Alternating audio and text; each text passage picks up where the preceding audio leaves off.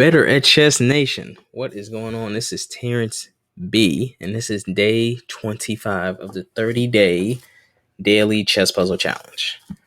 So in today's video, we're going to talk about pins, we're going to talk about double attacks, we're going to talk about forks. And you know what? Just because it's day 25, we're going to add in one more thing. What's another thing I can add?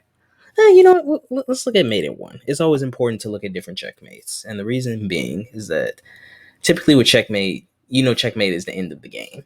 And then there's also a part of the game called the end game where, when you're playing somebody your level, most chess games are going to end in the end game phase of the game. However, there are plenty of checkmates that don't end in the end game. They can happen in, the opening potentially, and they can happen in the middle game.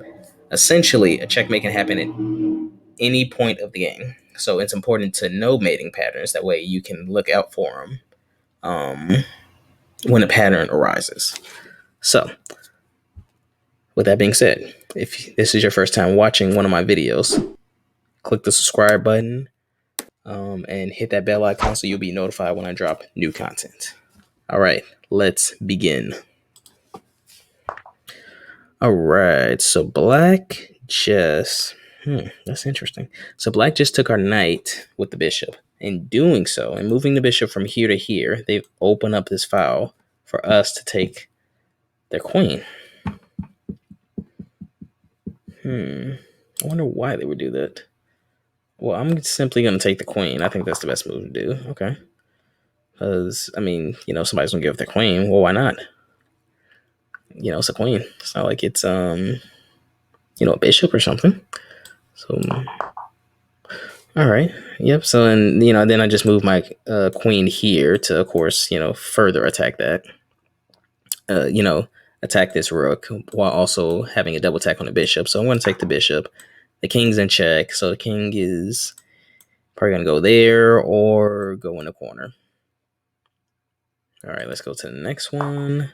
All right, so white moved their bishop from here, White moved their queen from this square right here over to a4. So what are they aiming to do here? Well, they have two attackers on this pawn. So white's plan could be to just pick off black's pieces right now. What do we want to do?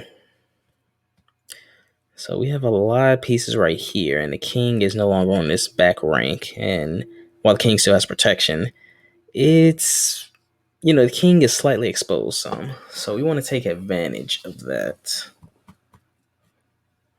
Next is moving that pawn up, but maybe that's not it. That's what I play, but that doesn't mean it's the right move.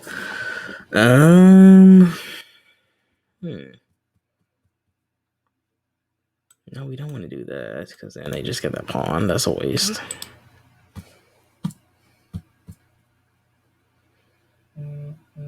Even though that would lay a double attack on the knight and the queen. So they would have to take with the queen. This pawn takes. This queen will be protected. You know what? Let's try it.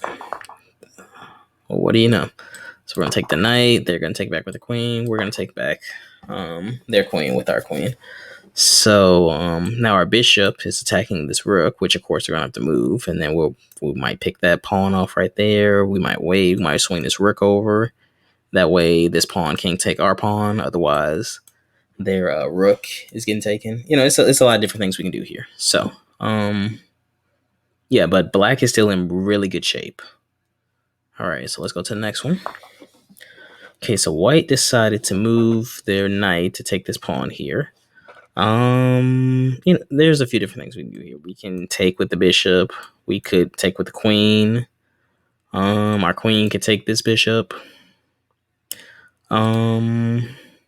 Actually, there's not a few different things. There's one thing we need to do here. We need to worry about that because if the queen comes here to this square right here, that's checkmate because the knight is here. So we could probably take with the bishop or we can take with the queen. Preferably, we would probably take with the bishop just because those two rooks are lining up protecting the knight. So, the only other thing, we could probably move the knight there, and that should... Well, actually, no. That's not doing anything. Not doing anything at all. Forget I even said that. That's not doing anything at all. And actually, moving the bishop here, this queen could take that rook. So, how do we want to attack this? Okay, well, this is why it's important to read the board.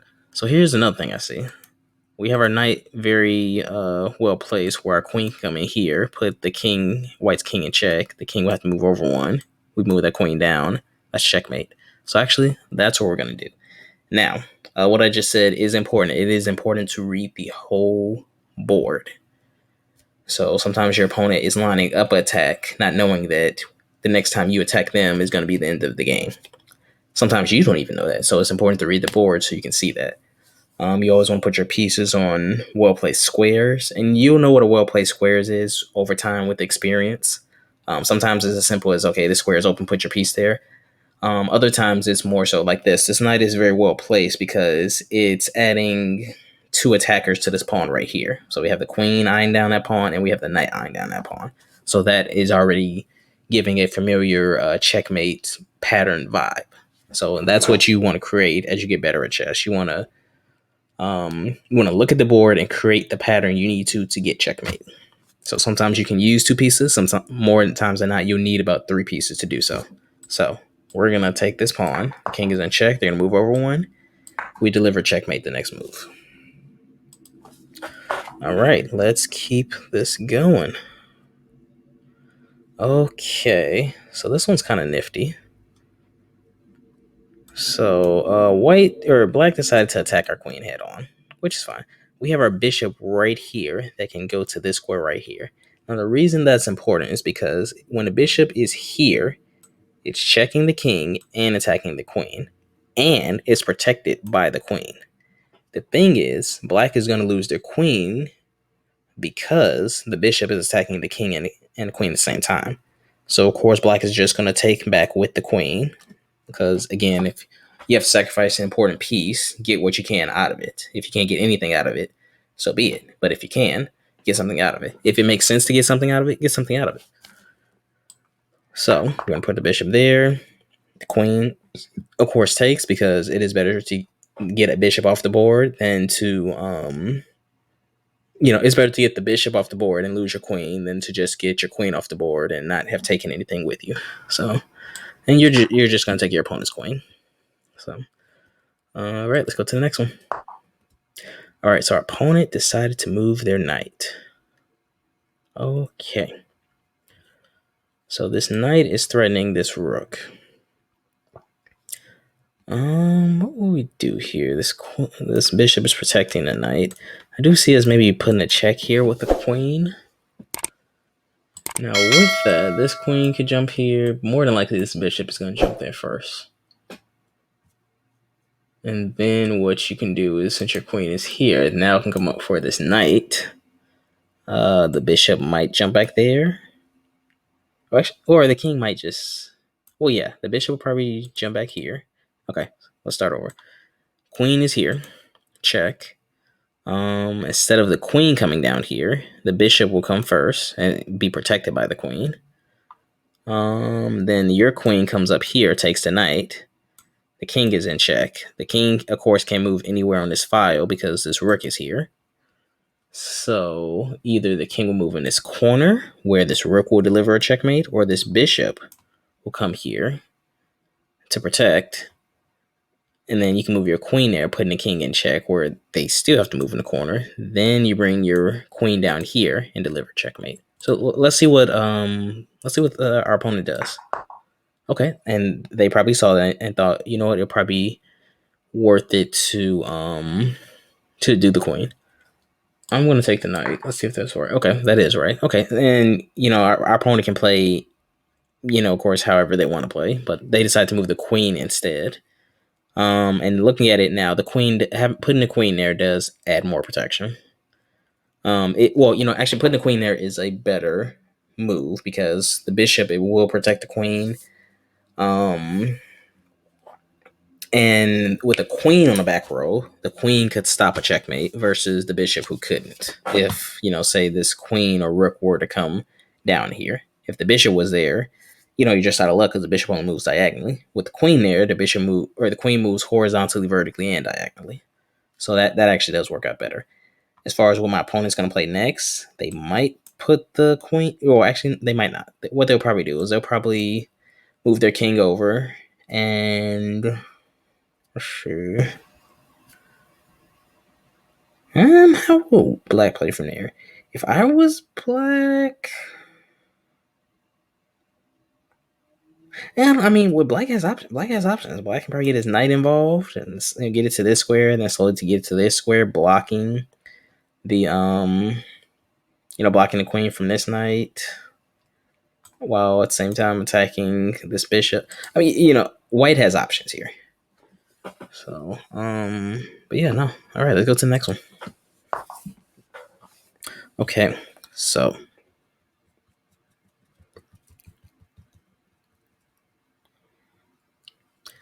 I see moving the rook here to here. That's gonna check the king, and I would say that's a mate in one. The king, black can't do anything from there.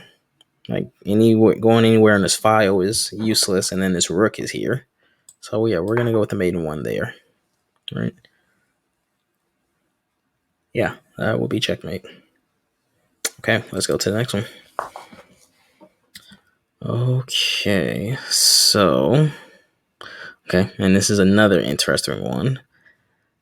See, having two open files next to each other is great when you have two rooks on one file, because then you can always move one rook to the opposite file and have a double rook checkmate. So black decided to move their rook from this square here. So, it's lined up with this rook right here. The great thing is white can now move its rook to this square because this bishop is lying down that square. So I'm sure that was white's plan the whole time, no matter what black was going to do. But, again, you want to set yourself up for familiar checkmate patterns. So you want to, again, read the board, look at what you can do. It's like once you learn familiar checkmate patterns, creating them becomes more of will become a goal for you. And, you'll start to get creative with how you play the game of chess. So you'll start to win more games because you know the patterns, and now it's more so visualizing the patterns. And then you as an artist, every time you move a piece, you're painting a different stroke, and then eventually the picture just comes together.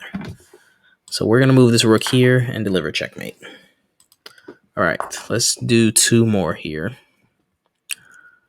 I feel like this is another mate in one. I feel like if we move our rook here, the knight's going to protect it. The king has nowhere to go. So we're going to do that. Yeah. So, of course, this rook is controlling everything on this file as well as this file. So, the king would have to move somewhere. The king can't move here because its own piece is there, and the king would be able to move here if this rook wasn't already controlling that file. So this is a checkmate. All right, let's go to the next one. And, we got time. I'll do a couple more here. Okay, so... Okay, interesting. So white moved their knight to take whatever piece was here. It moved so fast I didn't see it. So that's neither here nor there. But here's what white did. They took the piece, which is, they saw a piece and they wanted it, so they went for it. But for black, here's what they did. They opened up this file that the queen is on. So black already has their bishop right here, eyeing down this pawn right in front of the king. With this knight here, the knight was blocking the queen from eyeing down the same file. Now that the knight moved, now you have a direct attack against the king. What white didn't realize when moving that knight is that they just gave way for checkmate. So they were probably planning to just get another piece in the game so that they can attack black. But they end up giving way for checkmate instead. So hopefully by seeing this puzzle and other puzzles, you begin to see, okay, this is what can happen if I make this move. So the questions you want to ask yourself is, with every move, is what changed? What will change if I move this piece here? What will happen if I move this piece here? What happens if I don't move this piece? So they created an opening for checkmate. We're going to take the opening. That's made in one. All right. We're going to do two more here. Okay.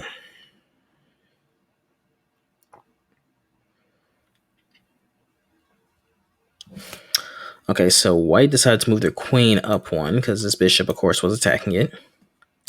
White is just trying to get some counterplay here, and I like white's idea here because depending on what black does next, all white has to do is either take this knight or move up one, and then it opens up a checkmate here, or opens a check here, not checkmate. It opens up a check here. This queen will be eyeing down this file against the king, and then white will have to move, and then this pawn will probably just pick off this rook, and promote to something. No one's going to get taken by the knight, but you essentially lost a pawn by taking out the rook. So that's white's idea. But enough about white's idea. Let's look at what we could be doing right now. So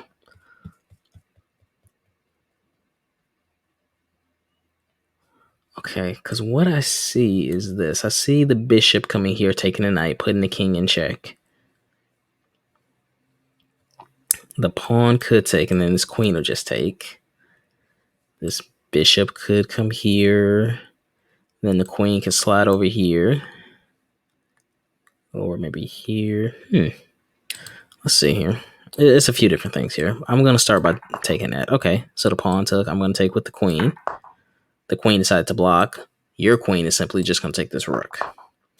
Okay, they decide to move up, attacking your rook, which is fine. This is totally fine. Everything's fine. Let's see. We'll probably do that. Yeah. And when a pawn moved up to attack the rook, you just simply move the rook in front of the pawn. That way they can't promote. And unless this pawn gets protected next move, which it can, this bishop can probably come here to protect the pawn. You just take the pawn. You would stop you'll stop your opponent from having a pawn so close to being able to promote. It might not seem like a big deal now, but once you really focus on like pawn moves and pawn promotion, you'll see that if you if you don't play right, it's going to be very hard for you to promote your pawns. It will become an afterthought. So for you to get a pawn that close to promoting is, it's kind of a big deal. So, yeah. So, that, that's a little counterplay white has there. But, black is fine here. And black still has a extra rook that white just lost. All right, so let's go to the last one. Let's hope it's a good one. Okay, so I see moving. Actually, I think this will be made in one. If you move this rook here, white has nowhere to go. The only square white would be able to go is here, but this knight is perfectly placed, blocking that square. So this is going to be a made in one. Yeah. So, there's nothing white can do there. All right, people. This is video 25 of the 30-day chess puzzle challenge. If you like the video, give me a thumbs up. If you have any thoughts on the video, good, bad, ugly, thoughts of other videos you want to see from this chess channel, drop it in the comment section below. Also, share the video with anybody who would be interested in chess content, whether that's just seeing chess puzzle videos, chess instructional videos, seeing chess games, and just seeing the analysis of it. Whatever type of chess content, or whoever you think would be interested in some form of chess content, please share this video with them. Also, if you are new to the channel, please subscribe and become a member of Better at Chess Nation. Outside of that, I'm Terrence B. This is day 25. I will catch you guys in the next one. Later.